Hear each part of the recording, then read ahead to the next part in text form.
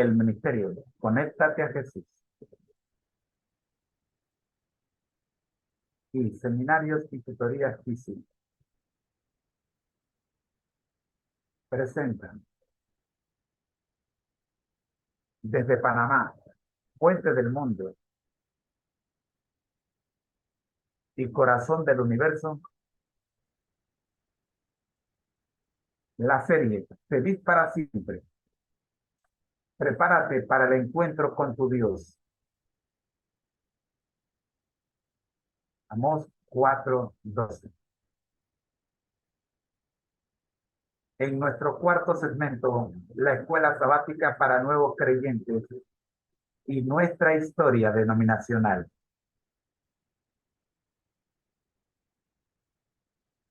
Vamos a orar. Dios nuestro y Señor Jesucristo, gracias le damos, Dios, por acompañarnos en esta hora. Oramos, buen Dios, para que usted tome el control y que las personas que saquen tiempo para escuchar este segmento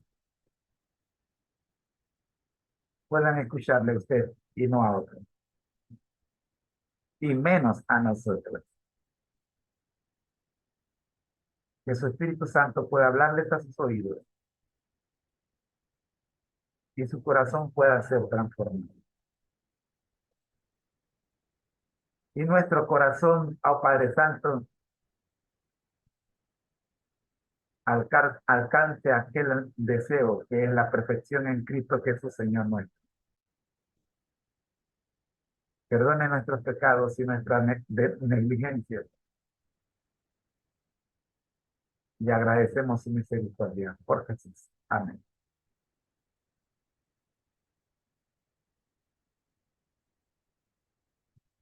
La Iglesia Adventista del Séptimo Día.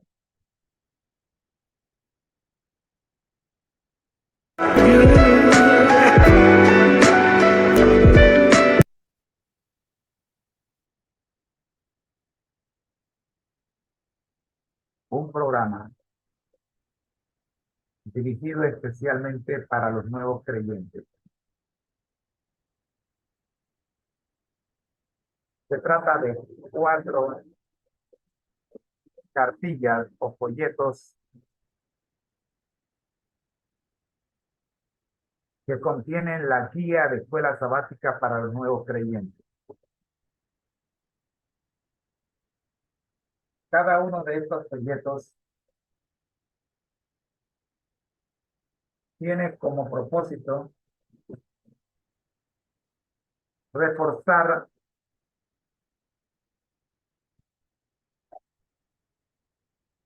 las bases espirituales de los nuevos creyentes. Nosotros sabemos lo complicado que es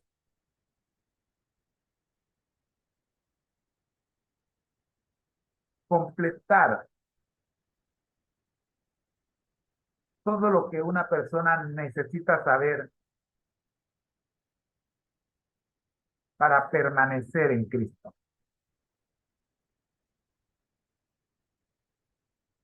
Sobre todo,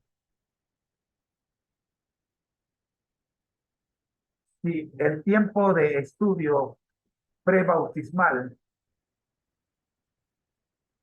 fue relativamente corto,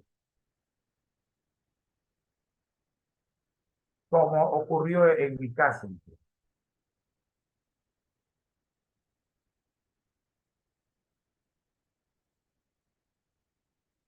Pero gracias a Dios,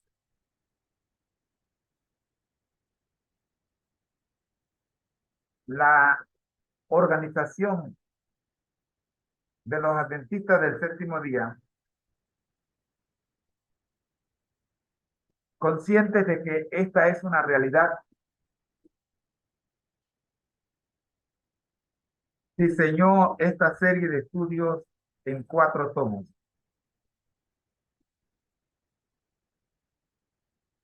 Se trata de los folletos de escuela sabática para nuevos creyentes. 4 folletos. El primero de ellos es la huella de Jesús. En este hermoso folleto, usted va a encontrar los siguientes temas.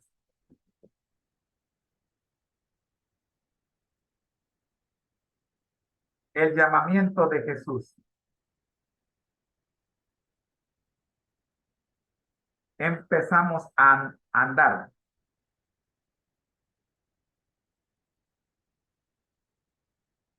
Dicen los autores de este folleto, antes de comenzar el estudio de esta guía, veamos cuáles son los temas principales de cada lección. Lección 1 y 2 se centra en el llamamiento de Jesús. Lecciones 3 y 4 responderán la pregunta, ¿quién es Jesús? Lecciones 5 y 6 y 7 analizan algunos de los desafíos a los que enfrentan los nuevos creyentes. Lección 8 destaca la paciencia de Jesús ante los defectos de sus discípulos. En las lecciones 9, 10, 11 y 12 aprendemos mucho sobre la Biblia, la manera en que Jesús la utilizó, su autoridad y cómo hemos de estudiarla. En el estudio de la lección 13, concluimos con conceptos prácticos que nos ayudarán a desarrollar una vida devocional eficaz. Segundo trimestre, crecer en Jesús.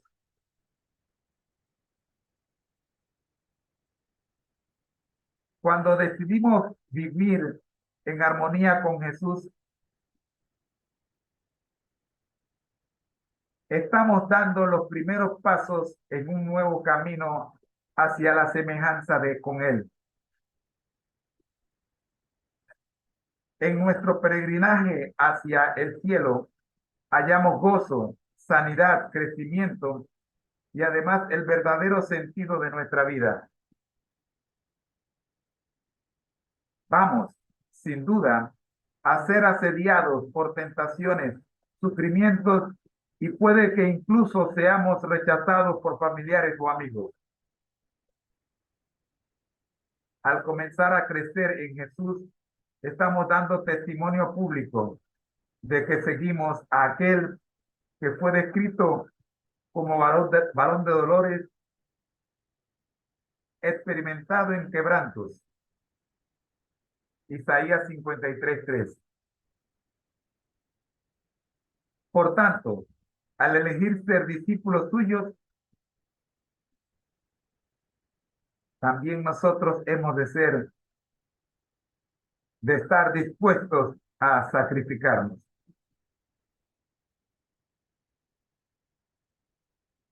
En este folleto encontramos los siguientes títulos.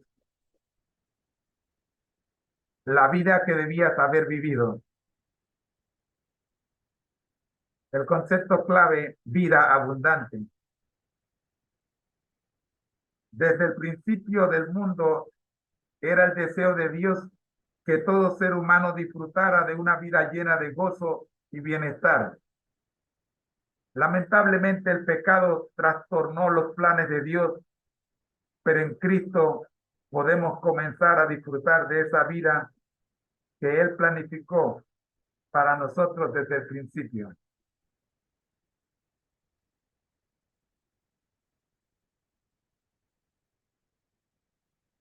Lección número 2. la fuente de la vida y del amor. Concepto clave, el amor de Dios.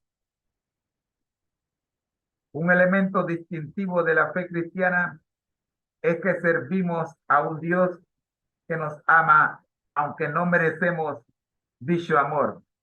Dios es la fuente del verdadero amor. Tercer trimestre, el poder de la palabra de Dios.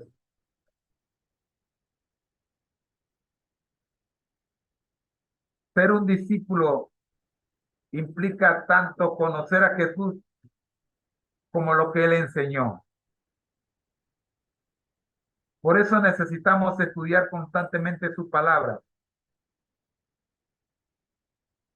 El estudio de la guía de estudio de este trimestre es el poder de la palabra de Dios. Las lecciones estarán centradas en enseñanzas concretas de Jesús que se encuentran en los evangelios y en el resto de la Biblia.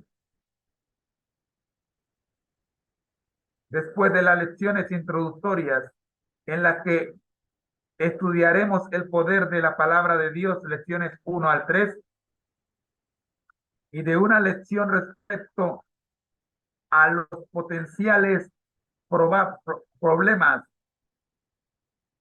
que suscitaría vivir en obediencia a la palabra. Lección 4, abordaremos varias de las enseñanzas de Jesús el sábado y cómo guardarlo. Lección 5 y 6. Los diezmos y las ofrendas, lección 7. La vida saludable, lección 8. La conducta sexual, lección 9. Cómo librarse de las adicciones, lección 10. El perdón, lección 11. ¿Qué hay después de la muerte? Lección 12. Y, por último, el destino de los salvos y de los impíos. Lección 13. Así llegamos al cuarto trimestre en el que nos encontramos. En marcha con Jesús.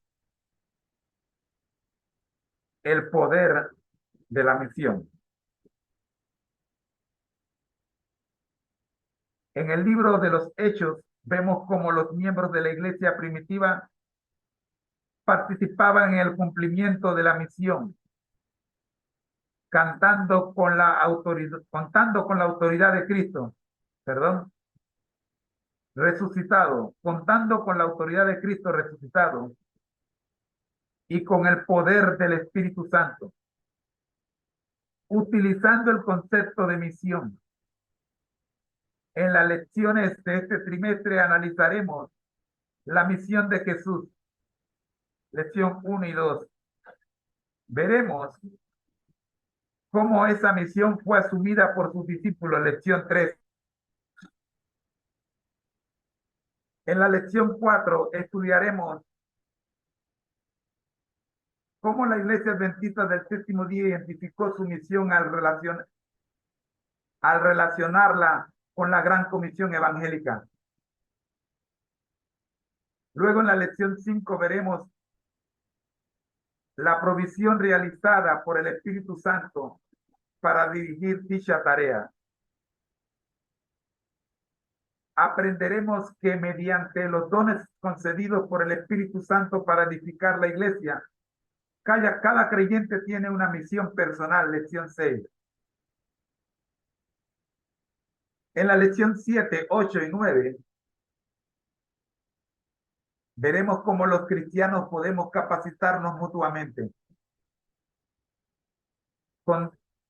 contando al mundo acerca de Jesús al mismo tiempo que hacemos discípulos. Obedeceremos el mandato de Jesús de amarnos mutuamente mientras mientras atendemos a los enfermos, lección número 10, a los pobres, lección número 11, y rescatamos mediante el poder del Espíritu Santo a los que se encuentran atrapados en las redes del mal. Lección 12. Como conclusión, reconoceremos que el corazón de nuestra misión consiste en exaltar en todo momento a Jesús. Lección número 13. Este es el resumen del plan de Dios para los nuevos creyentes. En la guía de escuela sabática para nuevos creyentes, diseñada por la Iglesia Adventista del Séptimo Día. A continuación, veamos lo que tenemos para hoy. La escuela sabática para nuevos creyentes, cuarto trimestre, lección número 7.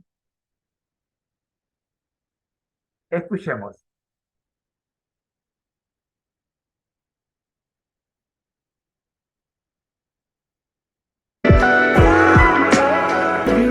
El Ministerio Conéctate a Jesús y Seminario y Clases Privadas TISU presentan, desde Panamá, Puente del Mundo y Corazón del Universo, la serie Feliz para Siempre en su segmento Escuela Sabática para Nuevos Creyentes y Nuestra Historia Denominacional. Título, Lección número 7.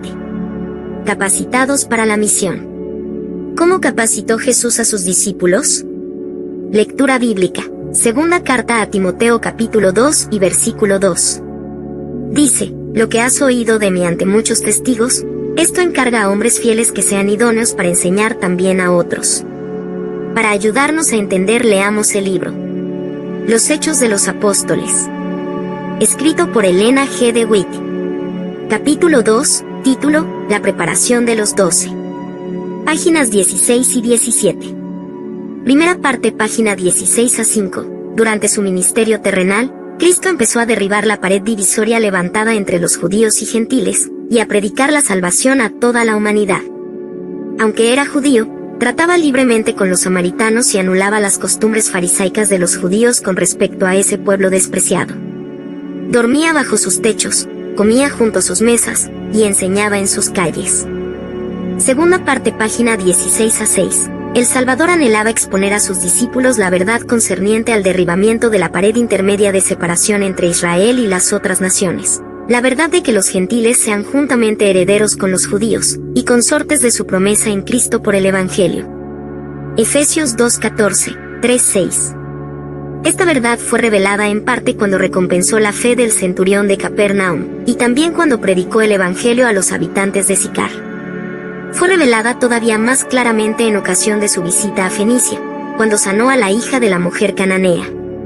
Estos incidentes ayudaron a sus discípulos a comprender que entre aquellos a quienes muchos consideraban indignos de la salvación, había almas ansiosas de la luz de la verdad. Tercera parte, página 17 a 1. Así Cristo trataba de enseñar a sus discípulos la verdad de que en el reino de Dios no hay fronteras nacionales, ni castas, ni aristocracia, que ellos debían ir a todas las naciones, llevándoles el mensaje del amor del Salvador. Pero solo más tarde comprendieron ellos en toda su plenitud que Dios de una sangre ha hecho todo el linaje de los hombres, para que habitasen sobre toda la faz de la tierra, y les ha prefijado el orden de los tiempos, y los términos de la habitación de ellos, para que buscasen a Dios, si en alguna manera, palpando, le hallen, aunque cierto no está lejos de cada uno de nosotros. Hechos 17, 26, 27. Cuarta parte, página 17 a 2. En estos primeros discípulos había notable diversidad. Habían de ser los maestros del mundo, y representaban muy variados tipos de carácter. A fin de realizar con éxito la obra a la cual habían sido llamados, estos hombres, de diferentes características naturales y hábitos de vida, necesitaban unirse en sentimiento, pensamiento y acción. Cristo se propuso conseguir esta unidad. Con ese fin trató de unirlos con él mismo. La mayor preocupación de su trabajo en favor de ellos se expresa en la oración que dirigió a su Padre, para que todos sean una cosa, como tú, oh Padre, en mí, y yo en ti, que también ellos sean en nosotros una cosa, y que el mundo conozca que tú me enviaste, y que los has amado, como también a mí me has amado.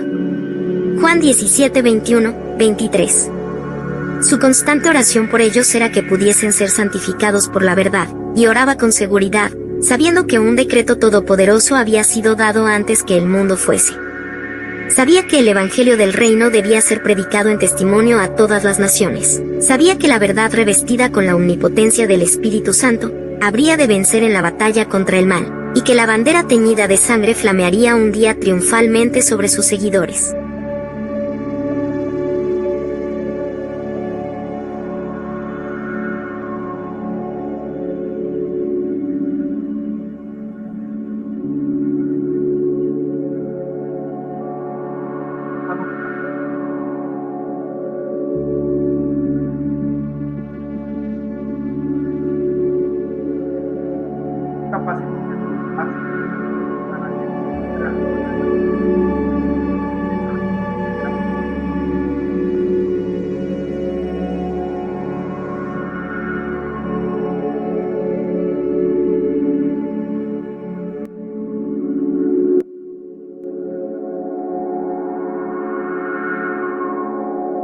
¿Cómo capacitó Jesús a sus discípulos para que cumplieran con la gran comisión que les había encomendado?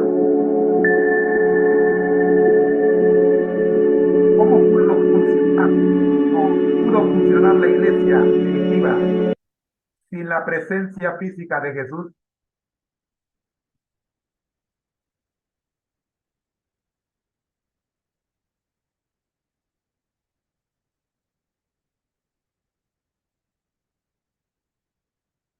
La misión de la iglesia, además de predicar el evangelio, incluye la capacitación de sus miembros.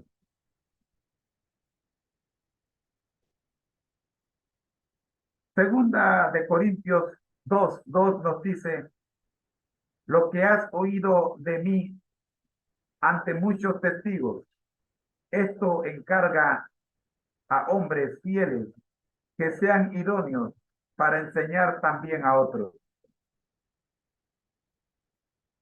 El concepto clave de esta lección: todo discípulo de Jesús ha de conocer los métodos del Maestro para aplicarlos en el cumplimiento de la gran comisión. Además, ha de colaborar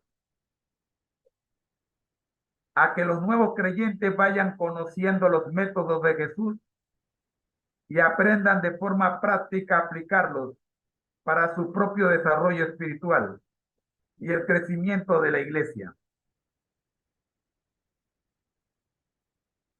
Así lo hicieron los apóstoles y los primeros cristianos, y así ha de ser hasta que Cristo regrese.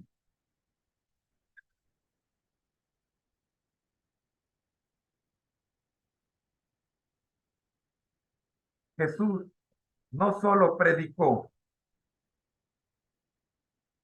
enseñó y sanó durante su ministerio público, sino que además capacitó a sus discípulos para que dieran continuidad a su obra cuando él ya no estuviera con ellos. Al leer los evangelios podemos ver cómo Jesús preparó a los apóstoles. En la lección de esta semana, lección número 7,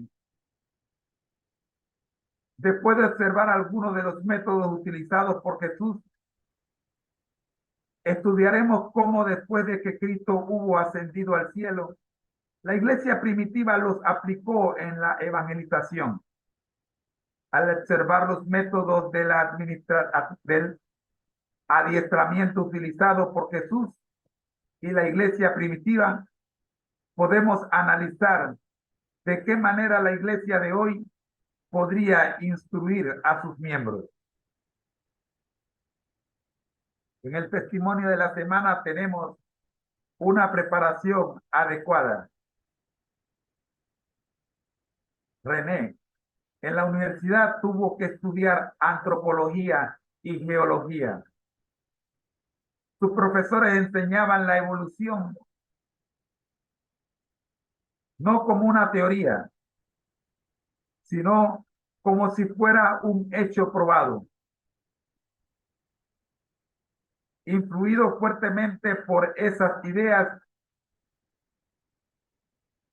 René se hizo ateo. Según él mismo cuenta, tan convencido de sus ideas que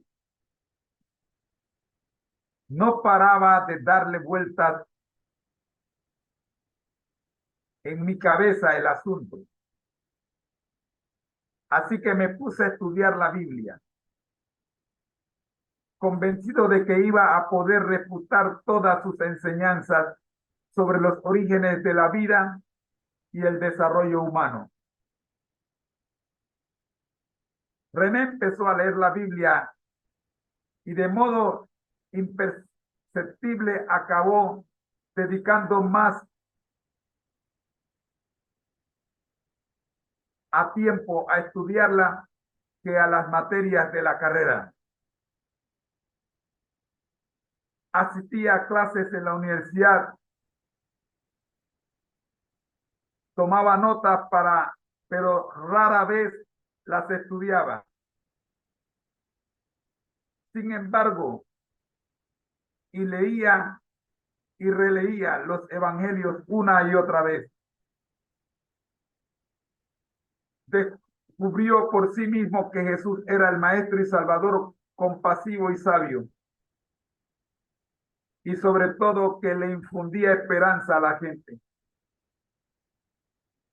Llegué a desear para mí todo lo que Jesús ofrecía, afirma René. La Biblia adquirió para mí más sentido que cualquier otro libro de los muchos que yo había leído y estudiado.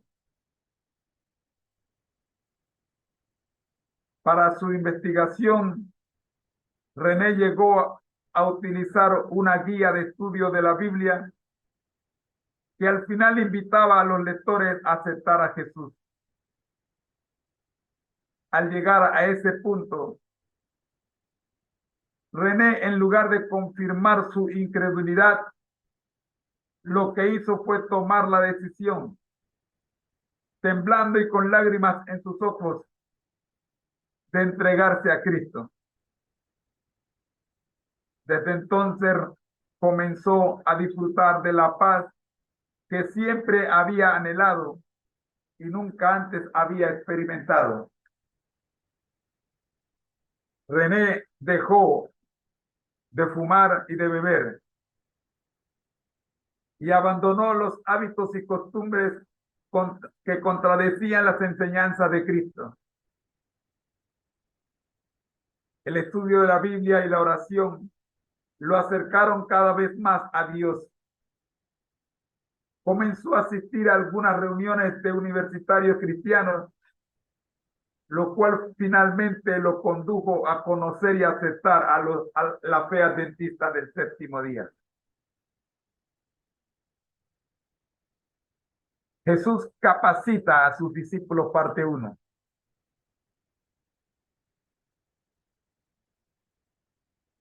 En el mundo existen prestigiosas instituciones educativas que fueron fundadas por grandes personajes.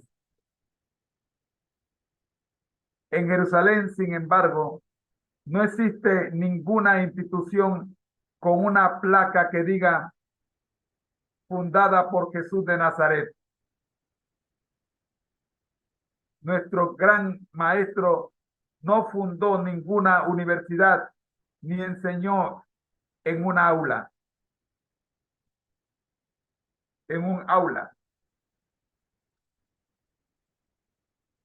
¿Cómo instruyó pues a sus discípulos? Sus métodos han sido agrupados en 5 categorías. Hoy consideraremos 3 de ellos. Primero, oraba por sus discípulos. Segundo, convivió de cerca con ellos durante 3 años y medio. Y tercero, Jesús los instruía. Oraba por sus discípulos. El primero de los métodos de Jesús, la primera característica en el método de Jesús, oraba por ellos.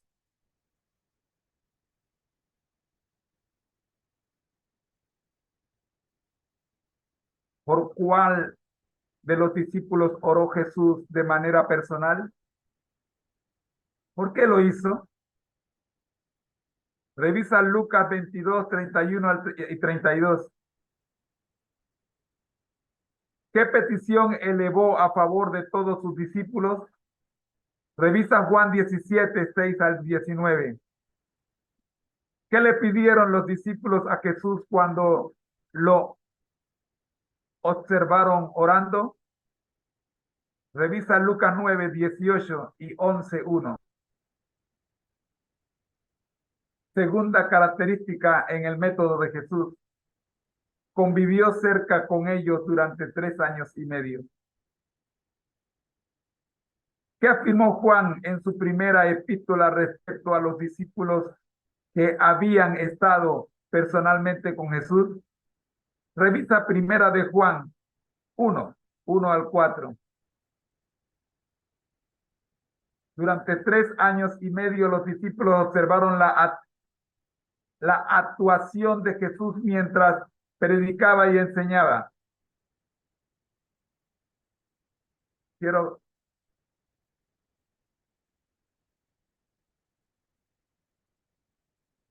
dejar en claro que los discípulos observaron la manera en que Jesús se comportó mientras predicaba y enseñaba, copiando sus métodos. Hay 3 versículos que nos indican el tipo de relación que Jesús mantuvo con sus discípulos. Mateo 5, 1. Mateo 9, 10.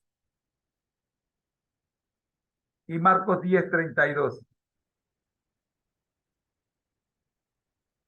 Tercero, característica. Jesús los instruía. Todo el tiempo pasado al lado de Jesús era un continuo aprendizaje.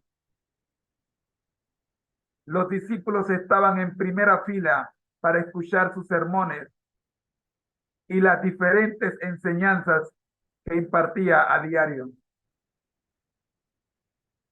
¿Qué preguntas realizaron los discípulos en diferentes situaciones? Revisa Mateo 18, 21, Marcos 9, 28, Marcos 10, 37 y 38, y Lucas 9, 54 y 18, 26. Y nuestra última pregunta, ¿qué continuó enseñando Jesús a sus discípulos incluso después de su muerte y resurrección? Lucas 24, 44 al 45.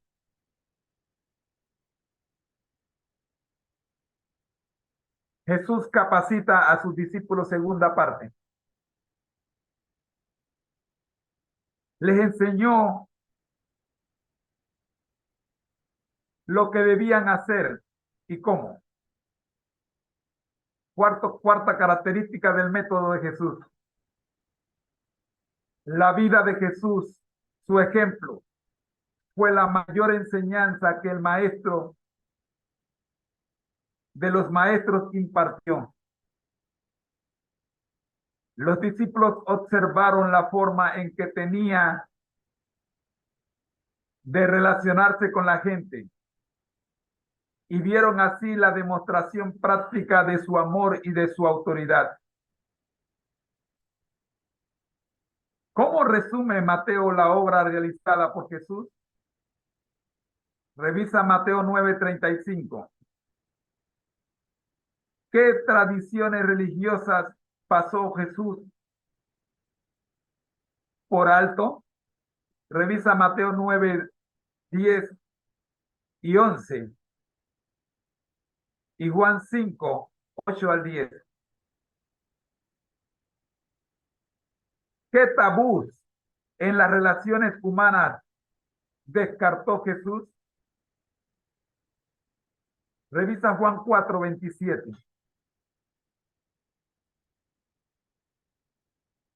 Y la quinta característica del método de Jesús, Jesús los envió a testificar y supervisó su labor. Jesús envió a los 12 a un viaje misionero, mientras él aún podía brindarles instrucciones y repasar la actuación de ellos o la manera en que ellos se comportaron una vez que regresaran. Los 3 evangelios sinópticos, es decir, Mateo, Marcos y Lucas, registran una actividad educativa. Mateo dedica todo un capítulo a la enseñanza de Jesús respecto a cómo evangelizar y ministrar, servir.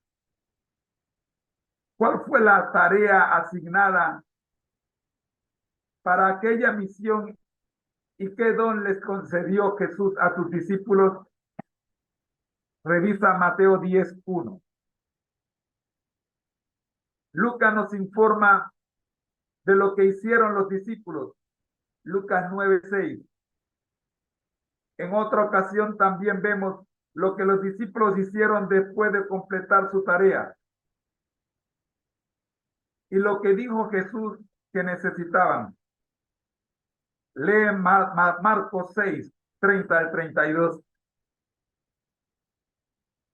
En términos modernos diríamos que el maestro hizo una evaluación de lo realizado por los alumnos. Para el día de mañana estaremos viendo la capacitación de los 12 discípulos en la iglesia y la capacitación de los 12 discípulos en la iglesia primitiva, parte 1 y parte 2. Y cerraremos esta lección con descubrir y desarrollar los dones espirituales. A continuación, mis hermanos, veamos qué nos tiene nuestra historia para el día de hoy.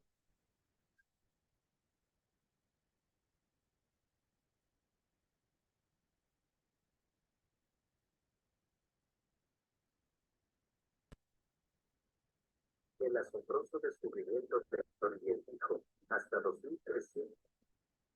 El asombroso descubrimiento de Melor y el Hijo, hasta 2300 tardes.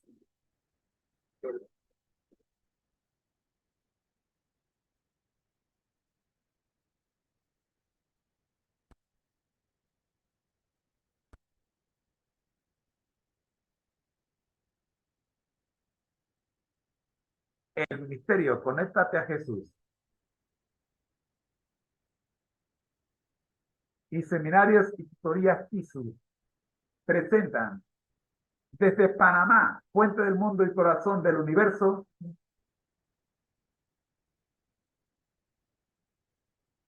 la serie Feliz para Siempre,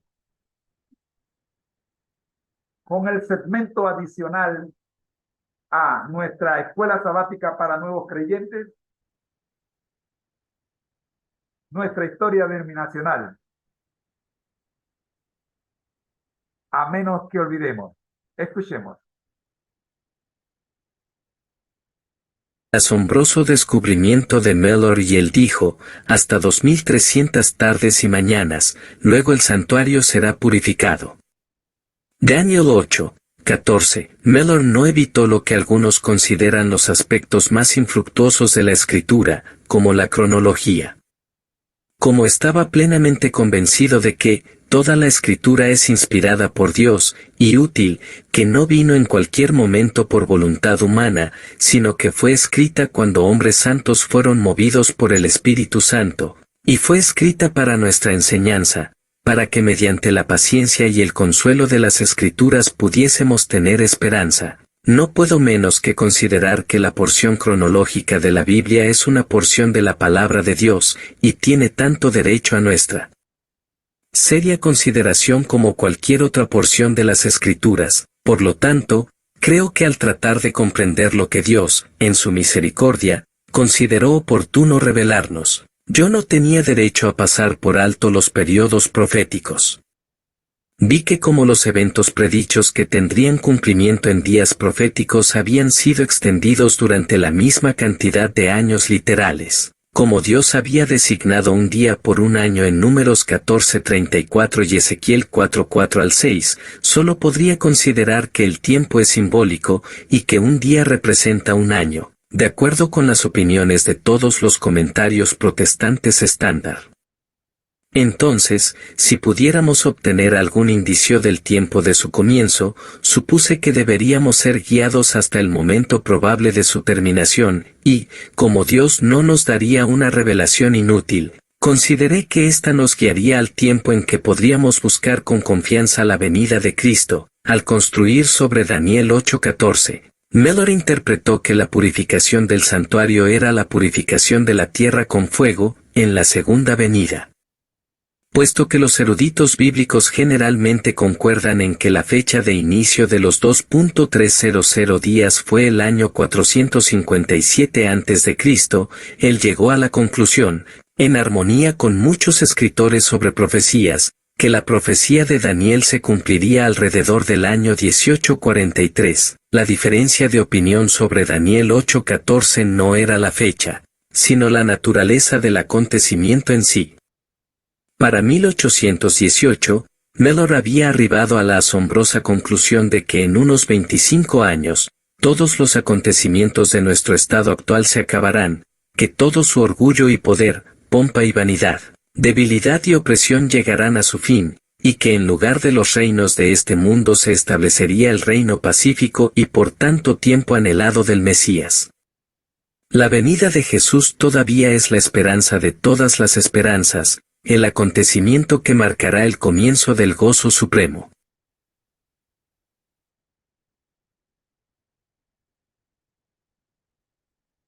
Muy agradecidos, muy agradecidos. Estamos con el pastor George R. Knight y esta lección para el día de hoy. Mañana estaremos viendo el análisis de la misma.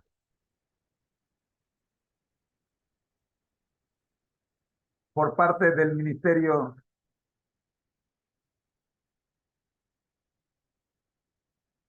TISU.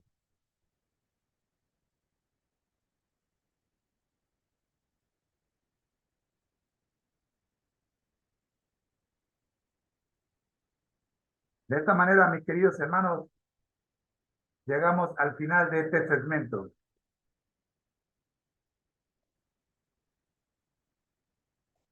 Tiempo de orar.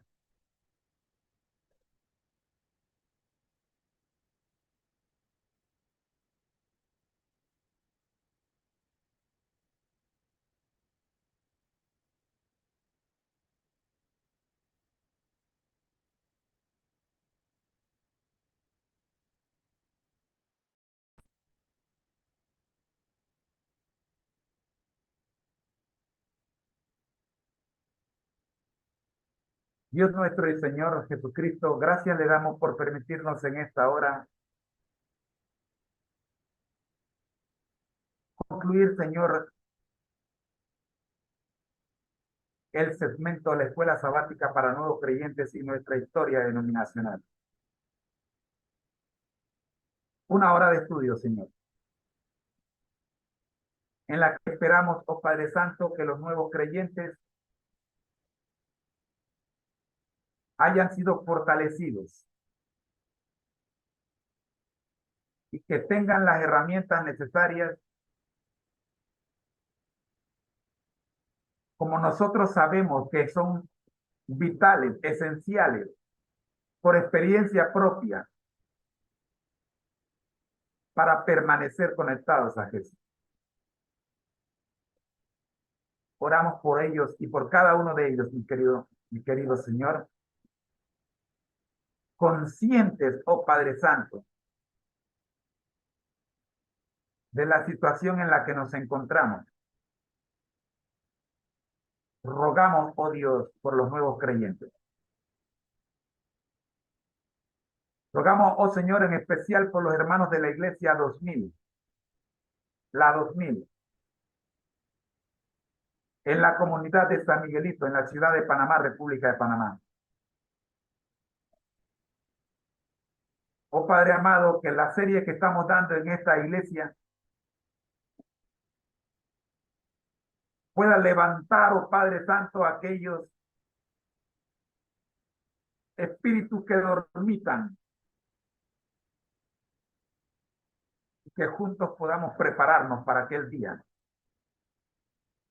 en que en las nubes de los cielos hemos de encontrarnos con su Hijo amado, Rey de Reyes y Señor de Señores. Oramos en el nombre de Jesús. Amén.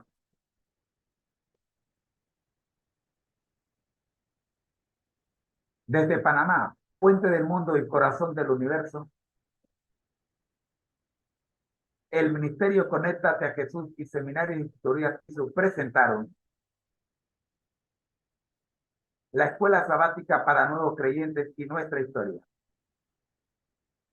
Quédese con nosotros que ya viene nuestro quinto segmento. La Escuela Sabática Regular. La misión de Dios, mi misión. Ya regreso.